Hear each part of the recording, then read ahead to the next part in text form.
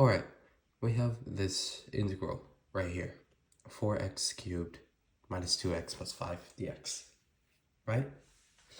This might look pretty intimidating or maybe even unsolvable, but trust me, it is solvable by all means.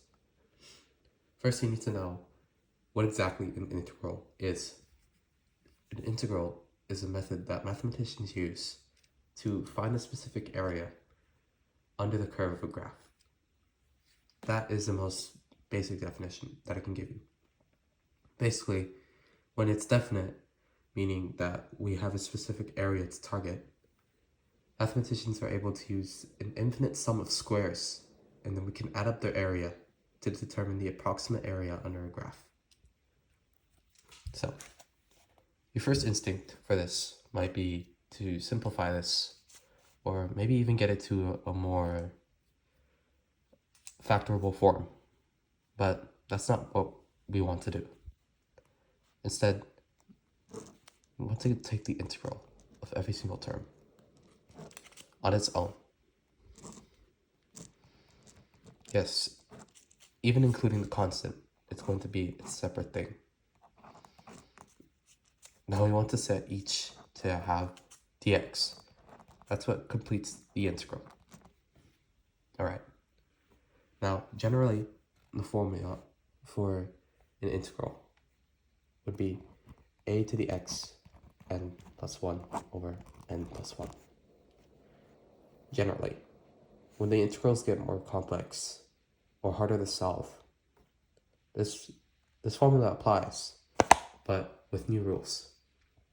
But since we have very simple integrals here, we're just going to stick to this form. So,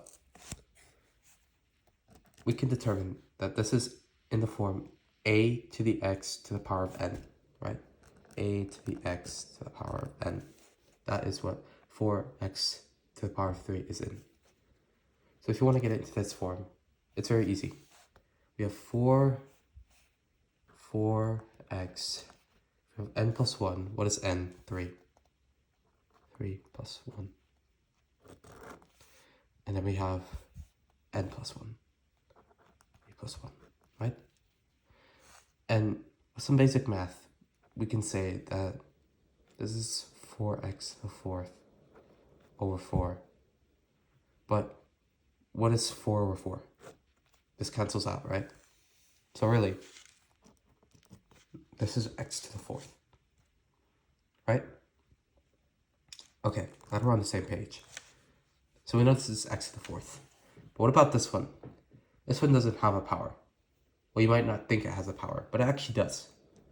Remember, it's always going to be in the form a to the x, the power of n. The fact that we don't see the power doesn't mean that it isn't there. So, what would be the power here in this case? Well, it'd be 1. And that makes sense, right? 2x to the power of 1 would be 2, negative 2x, right? So we just say it's negative 2x to the power of 1. So if that holds true, then you would rewrite it as negative 2x 1 plus 1 over 1 plus 1, which would be negative 2x squared over 2. Now, what is negative 2 divided by 2? Negative 1, right? And what is negative 1x squared? Negative x squared, right? So we can say that this is negative x squared. Cool. We already found two values. But how do we find the integral of a value that doesn't have an x and doesn't have a power either? Well, there's a special rule for that. It states that if we have the integral of simply k, which is this number right here, any constant, dx right here, it would be equivalent to k to the x plus c. C is just a constant that we use in calculus. Plus c would mean that we add anything, but since we don't have to find values, we just leave it like that. So what would be 5x dx be? Well, we know that k is equivalent to 5, right? So it'd be 5x plus c, right? So what if we want to put everything together? How would we do that? Is there a special rule? No. You only need to do it in the order in which you started from, remember. It goes in the same order that we have it here, right? So the integral of 4x cubed minus 2x plus 5 dx, would be, remember, we start from the first one that we got, x to the fourth, right? Minus x squared plus 5x,